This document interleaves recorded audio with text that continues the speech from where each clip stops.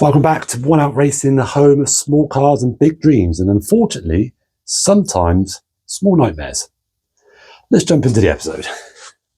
Now, if you're new to the channel or you've missed some recent episodes, you will know that I've been building this 16-valve cage race spec cinquecento for the last few months. We've been making fantastic progress on it for a while before I suddenly stumbled across a hidden rust patch, which was some sort of combination of putty and body filler down by the roll cage mounting support. Now, thankfully, it's non-structural, but it's also been a massive pain for me to repair it. One, because I'm not a fabricator, and two, I was having huge problems with my welder, which I've had for a very long time. But good news, I finally figured those problems out. The welder is now working fantastically well, and I am nearly at the end of that terrible job. So in today's episode, I will show you the completed patch that is all finished, and it'll be seam sealed. I'll paint in stuff later, obviously, because it's going to need stone chipping and stuff underneath, but I'll do that when I come to doing the other bits, because there's going to sure to be some more stone chip that is needed. And in the rest of the episode, we, with any luck, will be going into the inside of the car, painting the floor with this nice new white to get rid of all this blue and all this horrible chipness, at least up until this back section, because the eagle-eye will see that down there, I can see the wall of my garage, because there's another hole that I need to repair, and we'll be painting the cage so it is, well, a lot less red. You'll have to let me know what you think of the sound quality, because I've got my little microphone, Muffy. I've got my new microphone that I got for Christmas, and I still haven't used it. Almost, well, I'll be honest with you, my own laziness than anything else. But look at this. I can walk anywhere I like, and you can still hear my wonderful deep tones.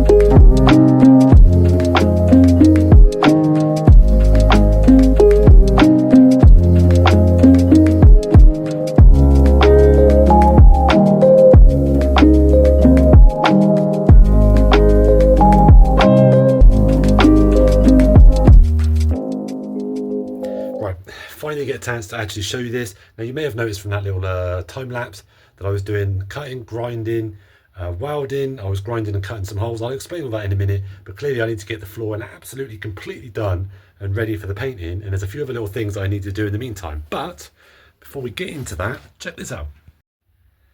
There it is, the finished article. I mean, yes, you can still see it quite clearly at the moment because it's, well, covered in primer.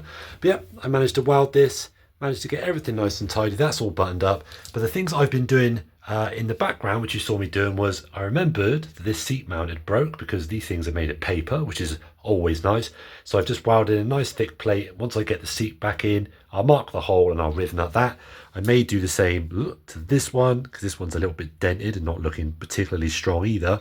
The other thing as well is the foot plates. So these were held in with self-tapping screws before, which is just rust trap waiting to happen. So what I've done is I've drilled these out and I've put tiny little riv nuts, which I might be able to just about show you. Tiny little riv nuts, and I just put sealant around each riv nut before I put it in, so that when you actually squash the riv nut in, it puts that sealant in the hole.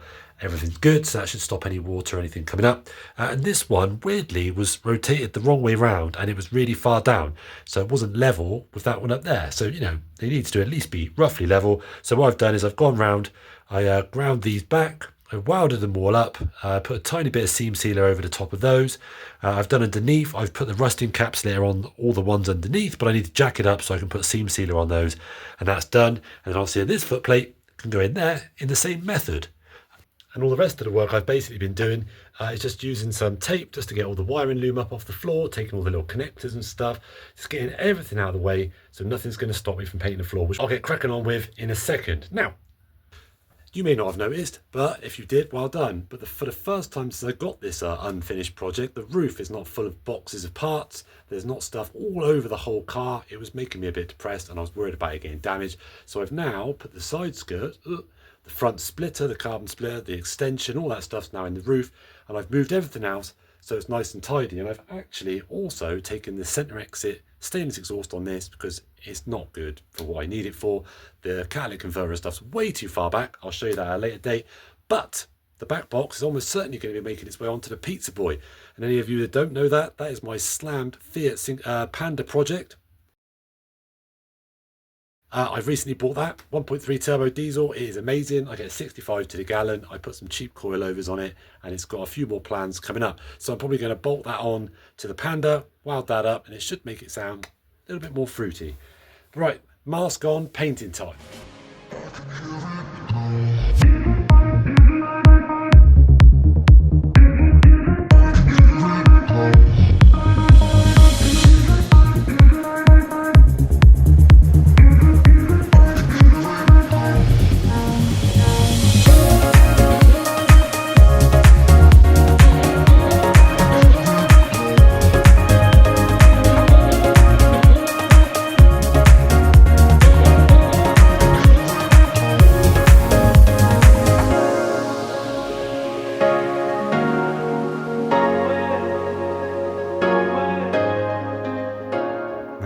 I couldn't be happier how that has turned out. Now you will see I've stopped at this part here.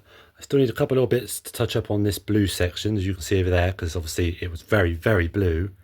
But check that out. Now, all right, the hammer finish hasn't hammered particularly much, but it seems to have covered up a lot of imperfections and stuff in there. You can barely see the repair over there now, but I am buzzing with how that looks. So I did a few other little bits. I painted this because it had a few different layers of paints from previous paints. So that's black now, bolted that back up. And what I'm going to do is I'm going to go around and rewrap all this loom, because I had to take it out of this weird plastic tube and stuff before. Rewrap that, retuck it all down the side of this in a bit. Same with all this stuff. I'll re-put this down along the back of here like it's supposed to. Try and get it as tidy as I can, same as any other little bits. So then that's all out of the way of the cage. Because I'll be honest with you, I've made a bit of a discovery now with painting this about what I'm going to do with the cage. Now, I've realised actually, as long as you don't use the Hammerite Ultima, which is stuff I got before, which is kind of like more of a rubbery kind of finish, if you paint it on, it actually smooths out beautifully. So I'm going to have to test this with a small can, paint the roll cage with a brush, with a really good, soft, high quality brush I bought for the floor, and it does it really good. So, and I think then I'll be able to obviously mask up a lot less, still get a good finish, I hope, and I just think it'll work out for the best. Now there are some areas, this like off-white colour, I'm not going to be able to get to. I think they must have painted it with the windscreen out and without the cage and stuff in it. I'll just have to deal with it. I think once the dash is in, you're going to barely see it, and if it bothers me that much, I'll have to try and get in there with a tiny little brush at some point. So yes, I'm just going to do those few bits, get all that wiring tucked and wrapped and sorted out. I was going to paint the cage and then repair that back hole in the floor, but I'm like, do you know what? If I paint it and then the sparks hit it and I damage it, I'm going to be annoyed. So as much as I don't want to, next job then will be to take a look at this back hole in the rear arch. We'll see how bad it is, see if I think I can feasibly do that myself. If I can, I'll buy an inner arch repair panel from another car, so I've got some sort of contoured panel, see if we can patch that up. Then obviously then I can paint the rest of the floor. So yeah, it's going good. Going pretty good. Now obviously this isn't finished, but you'll get the idea. So I've now completely cloth wrapped this whole loom all the way around the outside, and I've kind of shrunk it a little bit, so I've pulled it back through into the back of the car, so there's a little bit less of it. And these are the original 4 clips, which I actually sprayed black, purely because they had loads of random paint on them. Now this one isn't quite as tidy because it's a much thicker loom. See how it's gone a little bit wobbly there, which I'm not as keen on. But if it bothers me too much, what I might do is get like a thin like rod, like nylon rod or something, put that along it, wrap it around it, and then that way I'll keep it dead straight. But I'll be able to tidy it up a little bit more, especially because this end isn't pulled up and attached there under the dash when that goes in. These are actually just little tiny clips, and they're not great. But they'll do for now, and then I'll find some better ones. So it is starting to get a bit tidier now. and I'm happy with it. Now, I'm incredibly aware about the amount of work that I've got left to get this done, to do the back arch, moving the car right over, stripping it back, welding it in stuff. That's going to be a big job. I also have a lot of work to do now to mask up the car, to paint the cage, and that's going to take me some time. The other thing I'm really aware of is the fact that it's been like 45 days or something like that since my last video, which is completely unacceptable because I've been working, I've been videoing it, I've been doing stuff.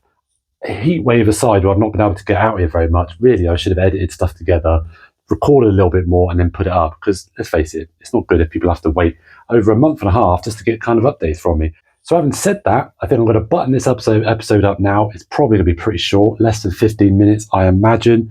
And I'm going to get cracking doing some other jobs. And I'm going to attempt to record a lot more of it, the ones that are going to be important. I've also made, and I haven't got it with me, a huge list of all the little jobs that need to happen on this car in order for me to actually get it finished, not just all the big stuff. Some of that is things like this. I've now got Punto Turbo brake pads. I've just ordered the gearbox oil. I picked that up. I've got brake fluid. I've picked that up. I'm ordering some other bits as well offline that I actually need as well. I've got to put a bolt in the clutch pedal, a pin in the brake pedal. So while I order all that stuff and put it all together, hopefully you'll be patient with me, or we have this slight kind of plateau in the project, and then it should then free fall a little bit and we start making a little bit more progress. But either way, I hope you're as happy as I am with how the interior came out, because I honestly think it looks amazing compared to how it looked before. It's definitely a nice, hardy, rough and ready finish for basically what is going to be a fun track car.